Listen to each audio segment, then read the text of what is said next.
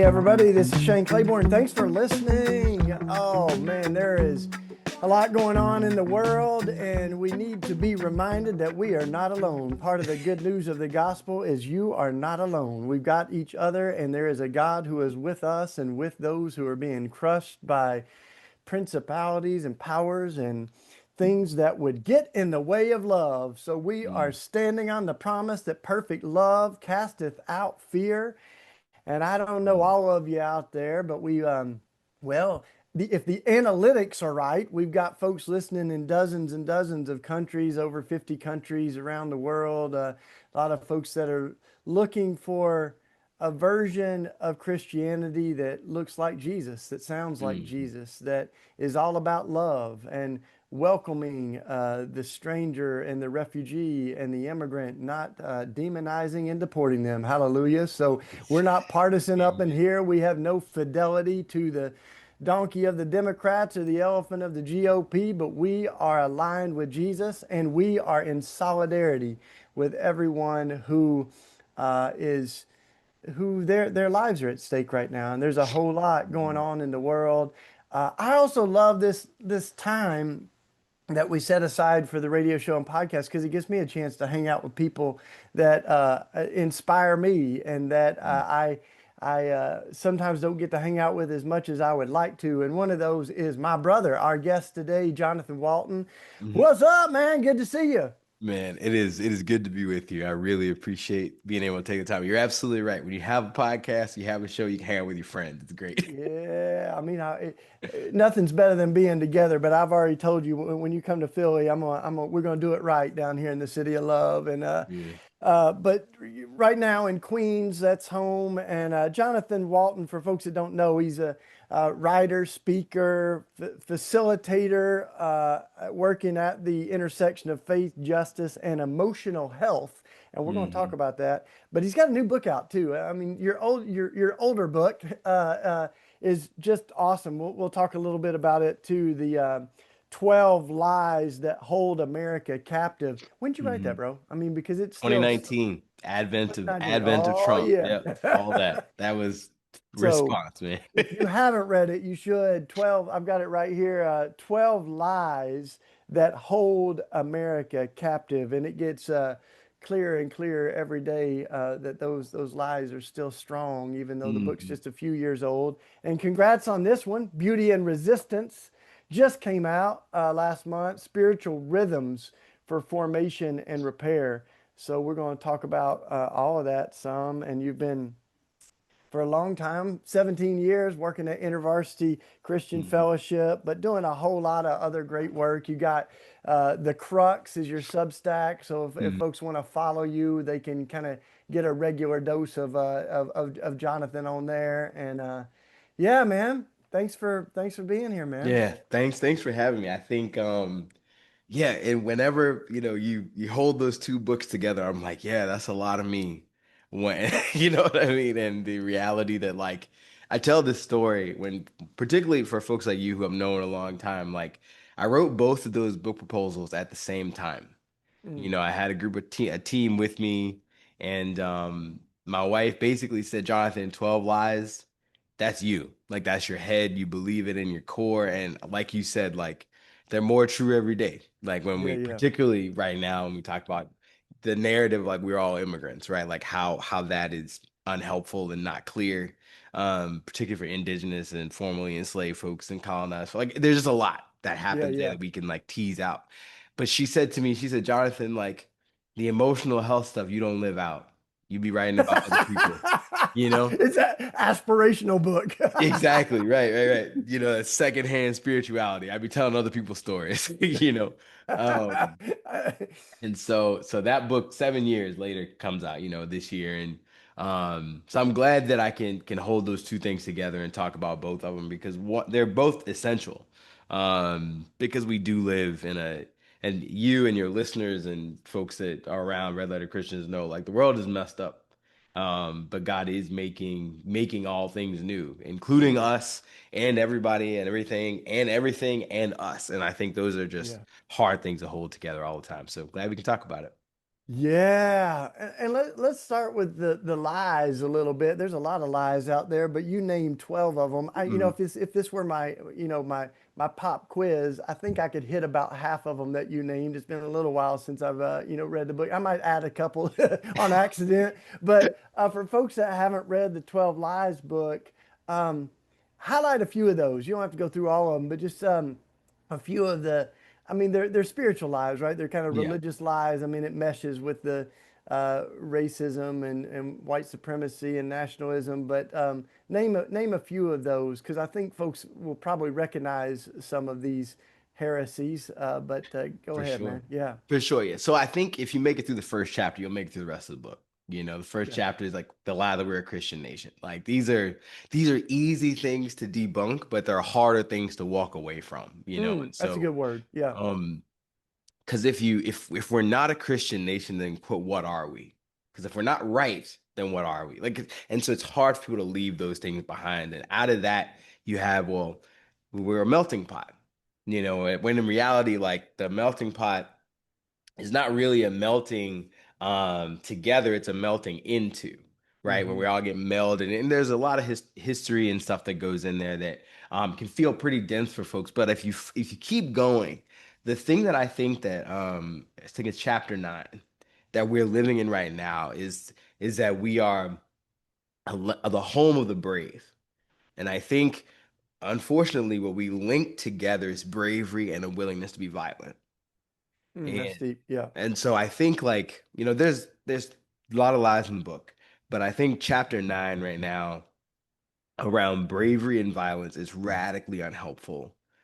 Because if you take ICE, if you take CBP, if you take police, the militarization of police, if we take stand your ground at home, if you take pick the thing, right?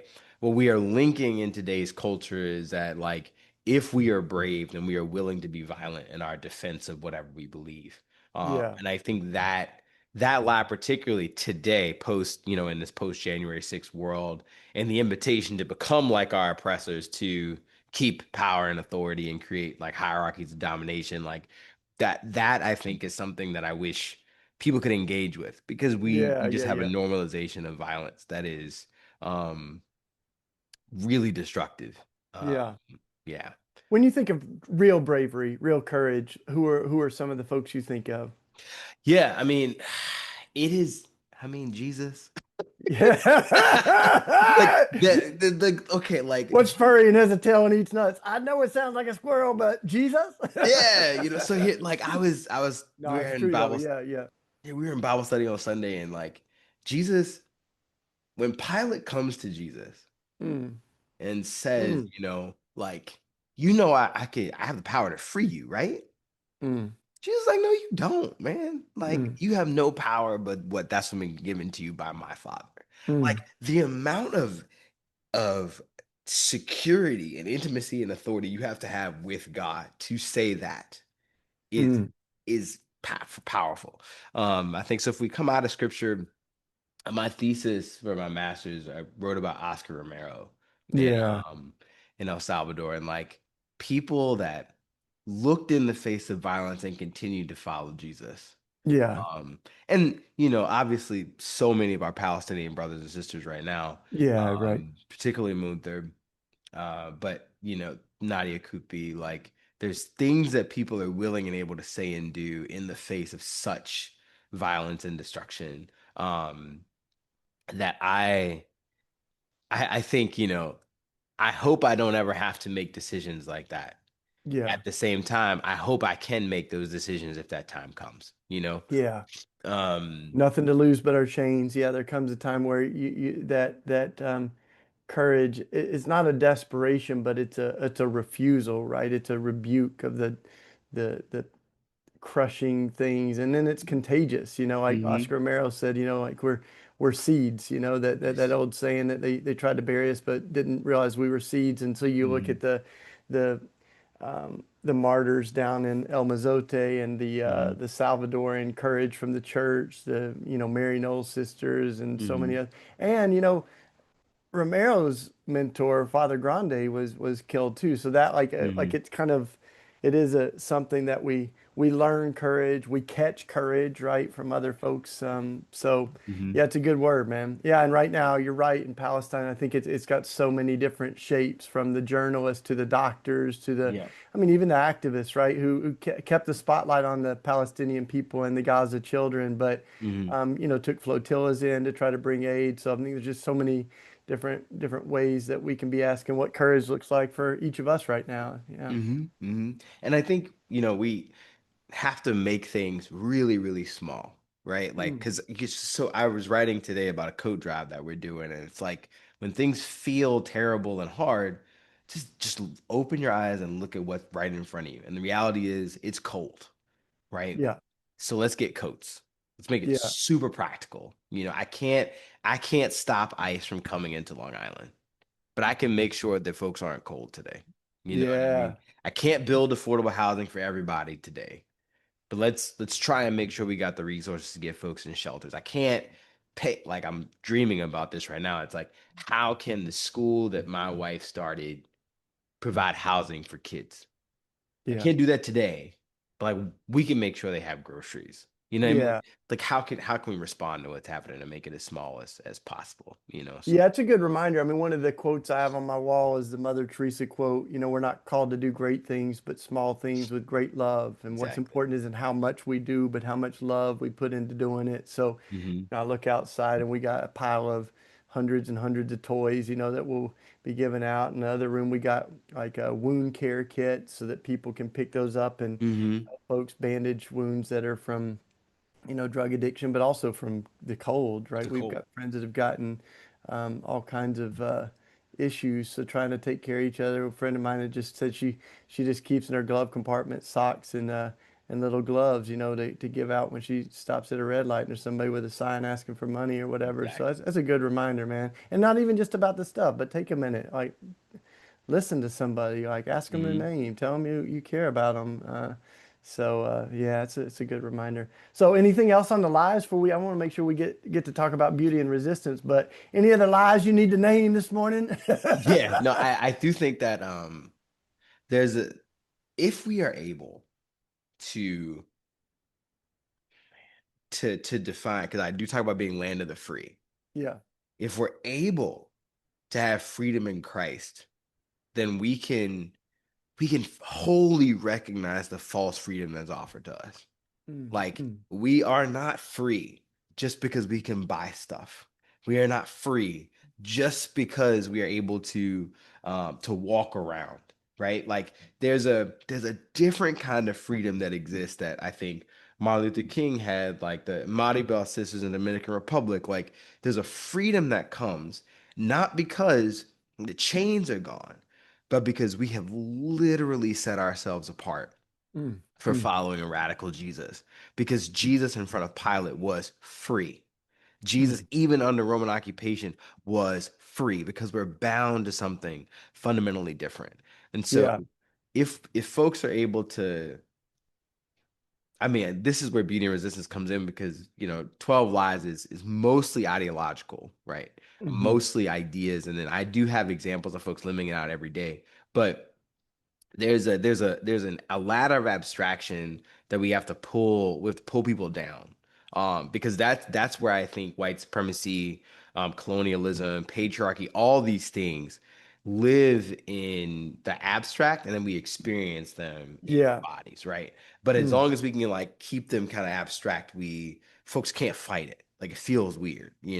But if we can make it really, really concrete for people, which is what I try to do in the book, to see like how these lies are working in our lives, then we can actually step into the freedom that God has afforded to us through Jesus. So yeah. Yeah, that voice you've been listening to, y'all, is Jonathan Walton, who is a dear friend and brother. He's a writer and speaker and organizer.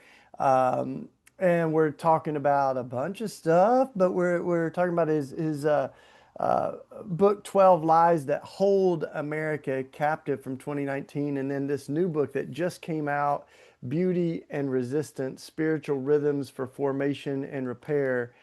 And there's a lot of work being done on, this idea that our body takes the, keeps the count, Yep.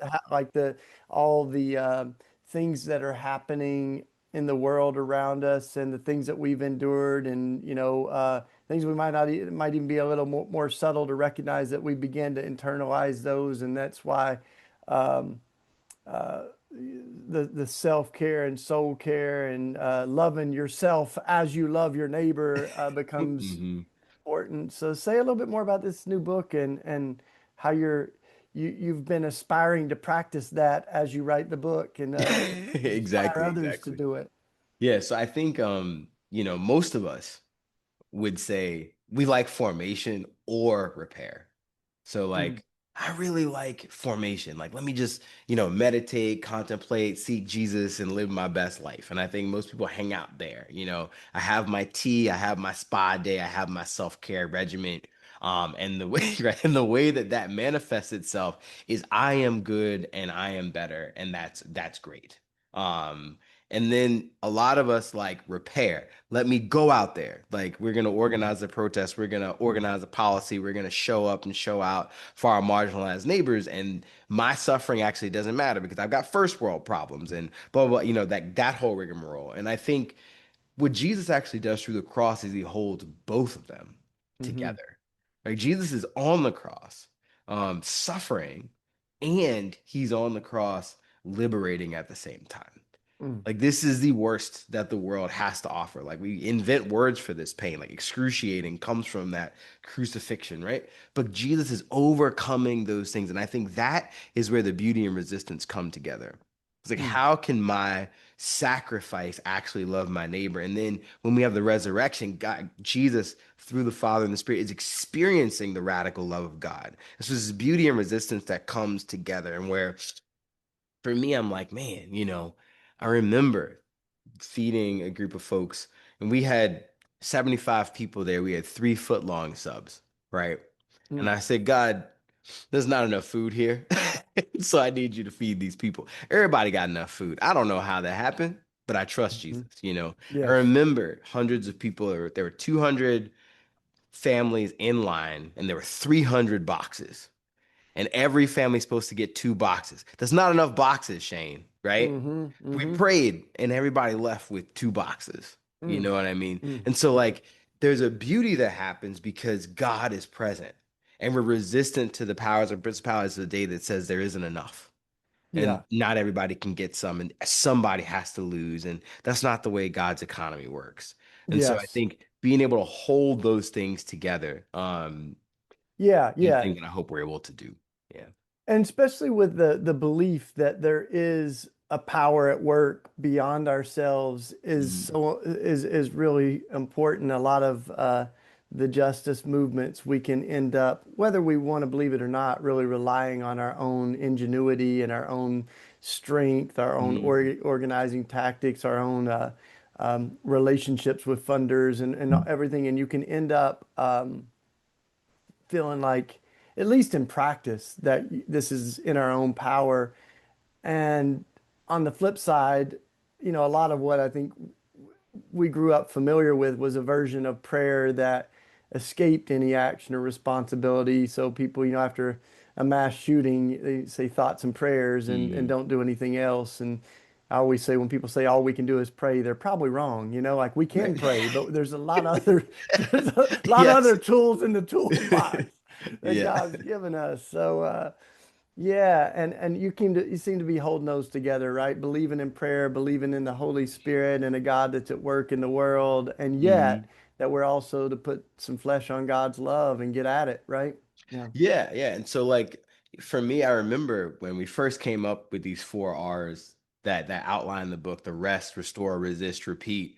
I first did it in a talk in 2008, and Mm, one of the main intercessor I had at the time, she said to me, Jonathan, that's good. That's good, but you don't do that. You don't. It's yeah. good acronym. It's great to be memorable.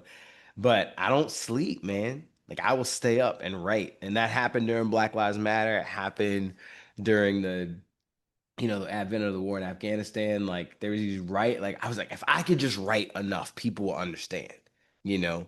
And I think that's leaning out of the power of God and into something fundamentally different that God did not call me to. You know what I mean?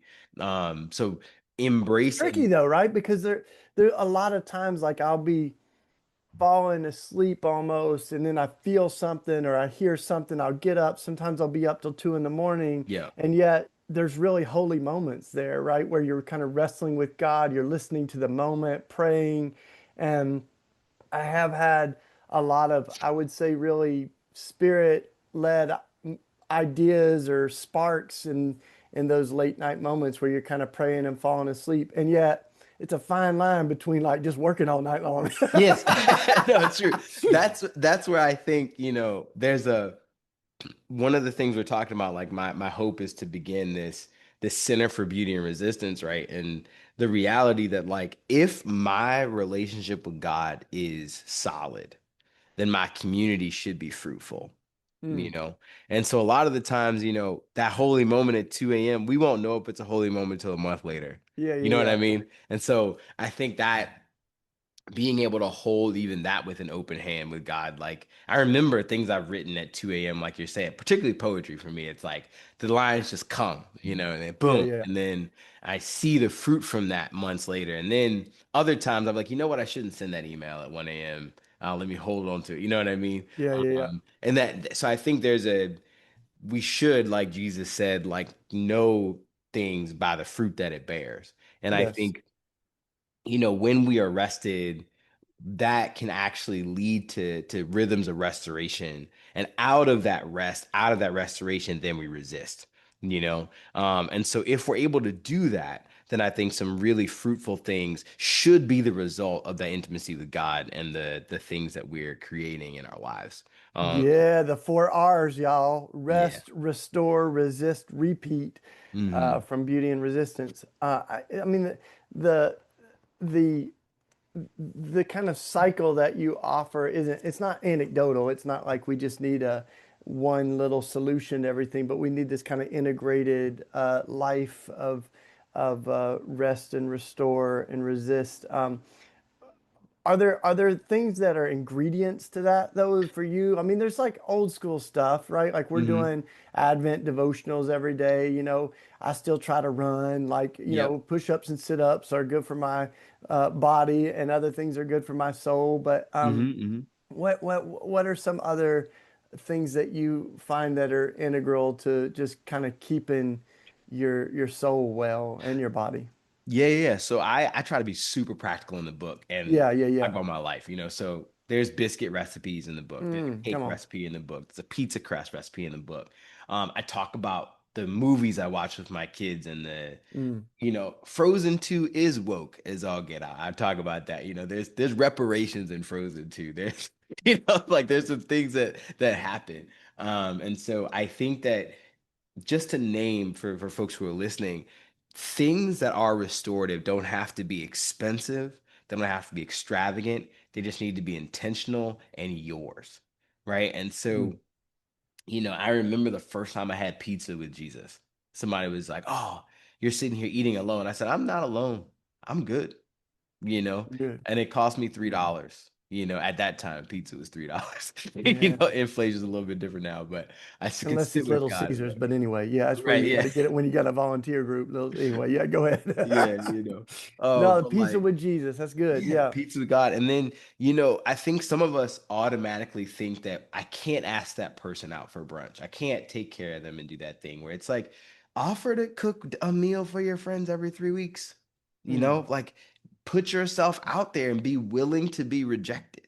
Right? Mm. Like that's I think the hard thing for us. We don't want to ask people because they may reject. So just keep asking. Eventually Yeah. somebody will say yes. Sometimes we got to initiate that space. And so for me, it's cooking, it's working out when I'm not injured, and it's trying to be present with the folks that are in front of me. So Yeah. getting off my phone, getting off the computer, and really looking people in the eyes and knowing what's happening in front of me.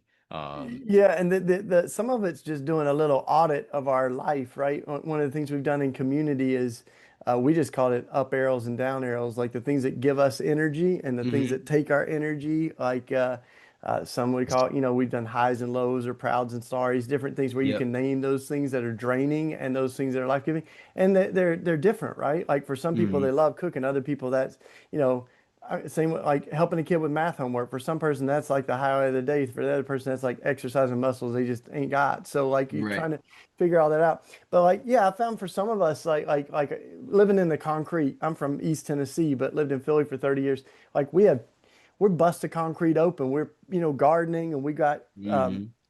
chickens. Apparently, they're illegal chickens down in Philly, but we got them, and we got like murals that we're painting. All those things are really life giving to, at least for me. Hmm. Circus arts, juggling and stuff like. So I think some of that's just finding how we're wired, right? And that's what you're pointing to, and yeah, and poetry's a way that you do that. Working Hmm. out's a way you do that. Well, we might say a couple other things for the podcast, but any closing words? Let people know how they can follow you on Substack and other stuff, and any closing words for the folks listening on the radio show, bro? Yeah, yeah. So I mean, you can follow the Crux on Substack, Jonathan Walton. I'm there. You can follow me, Jonathan P. Walton, on Instagram. But what I would love for folks to know is that you were made to be loved, and you are Mm, lovable. And if you can hold on to that, then you can hold on to God, and He'll hold on to you. So rhythms for that would be great. come on, y'all. Keep listening and reading and learning from our brother Jonathan Walton. Newest book, Beauty and Resistance. Thanks for listening, y'all. Thanks, buddy. Appreciate it. So we can do we can keep talking a little bit. I like to have just a little bit of overflow for the Red Letter Christians podcast, Hmm. because sometimes it kind of that 25 minutes feels abrupt. So For sure. any other things like that you do, like, so you got a lot of really practical stuff. You got all the recipes, you doing the cooking, the working out, anything else that's life-giving to you that you try to keep integrated? Yeah, I think there's two things I want to name. It's like, we've got to figure out how to have times of solitude and times of community. And Mm, these things, as we're setting boundaries, don't make us mean.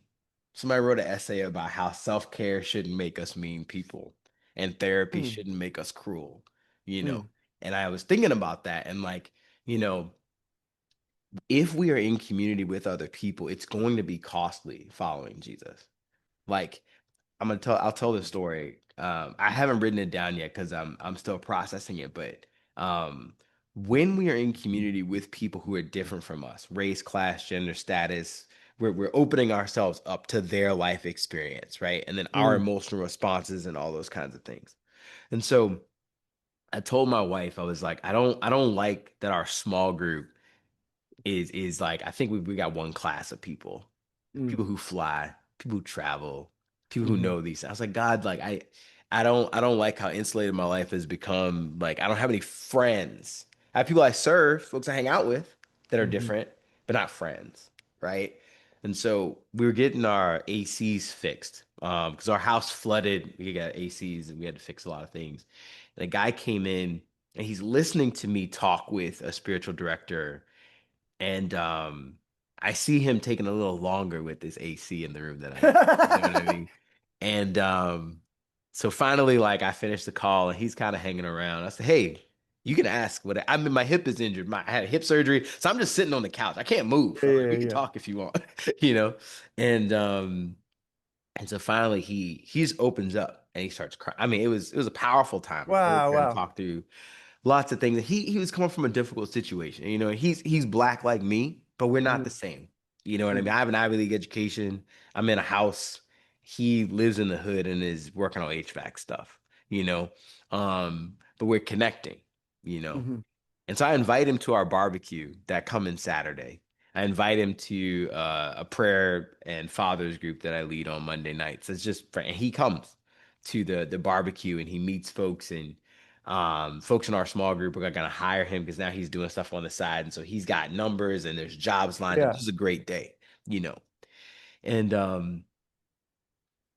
that Tuesday, I got a phone call that he got murdered. Mm, And I mm. thought to myself, I was so excited Yeah. about the possibilities of stuff that's there, um but then it's like my friends are trying to call him, detectives pick up the phone, say he's deceased, and then his number goes away, Mm, you know and I think one of the things that's really really hard mm, about doing justice work for the long term is that we open ourselves up to deep, deep suffering, Yeah. and we close ourselves off to rich joy. Mm. And so that week, this was only 5 days. That's it. I met Yeah. him on Tuesday.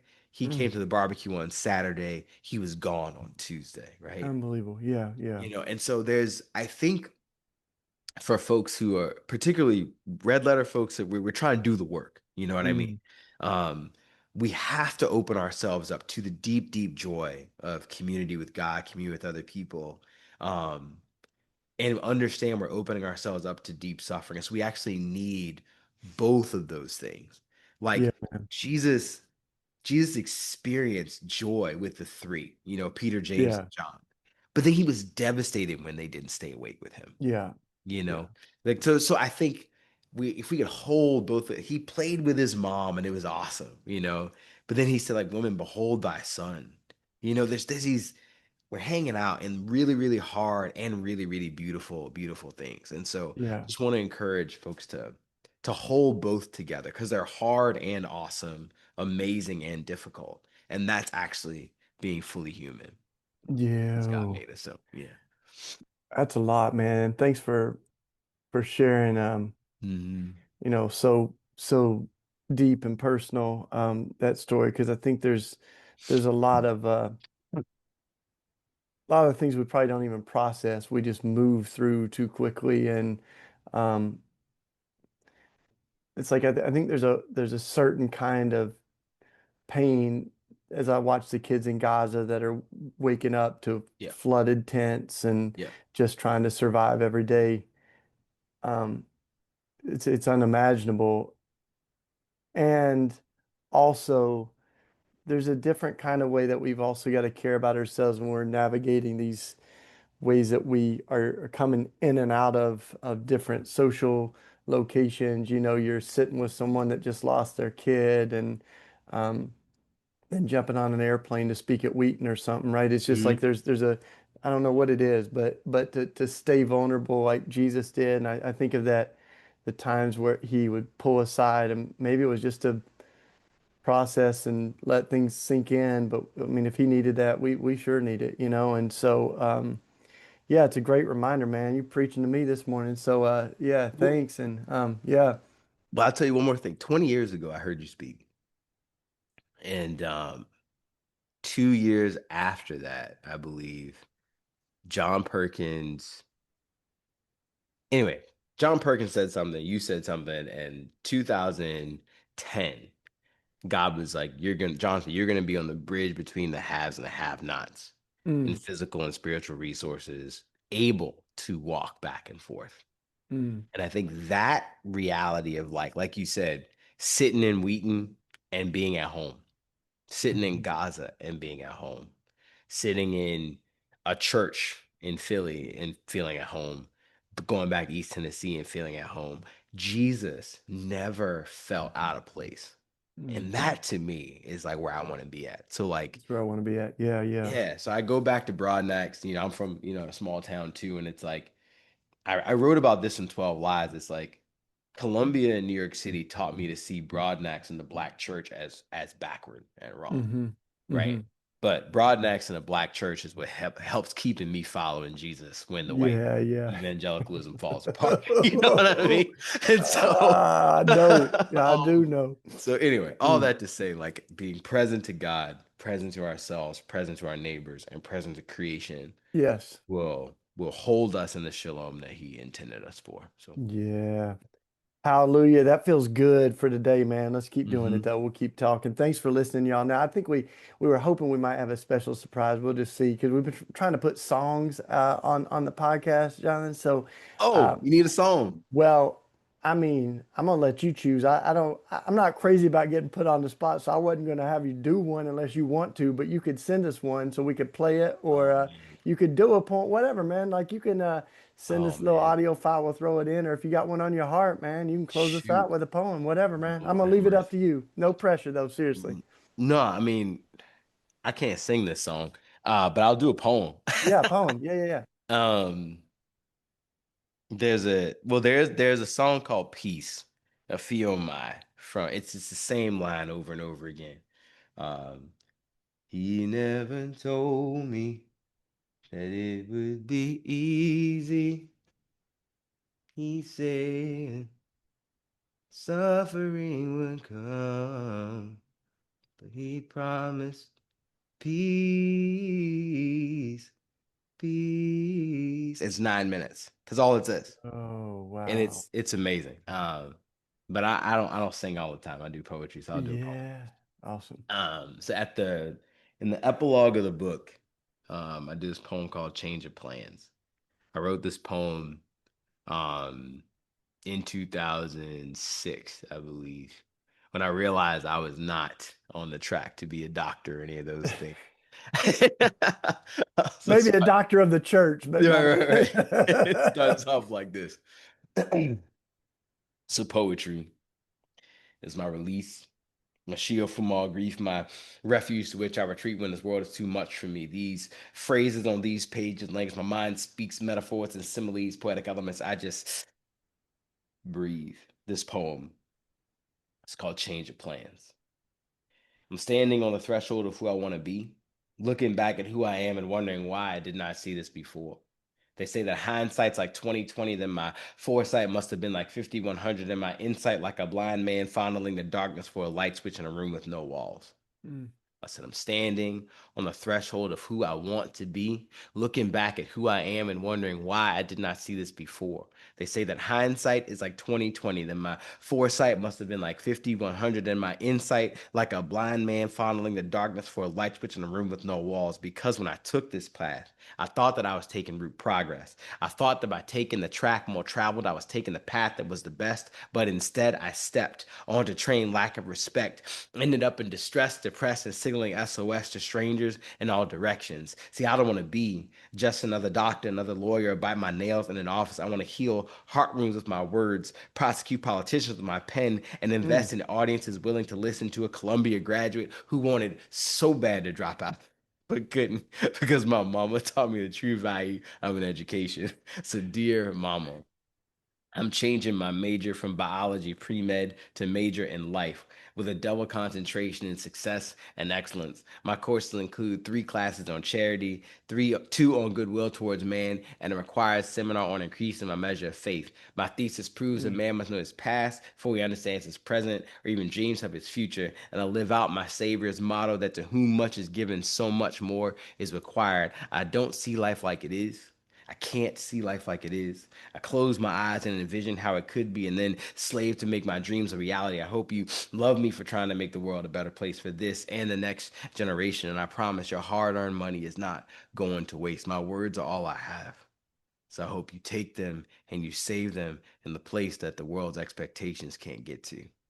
My words are all I have. So I hope you take them and you save them in the place the world's expectations can't get to. I met God. And now I have to live like I know who he is. Let's change your plans. Woo! So yeah. Look at that. Oh, thanks, bro. Yeah. Thanks. Thanks for you and all that you're doing and writing, and let's keep doing it together, man. Trying, yo. Trying. We gotta I'll see you in Philly soon. Maybe. Yeah, yeah, yeah. Cool.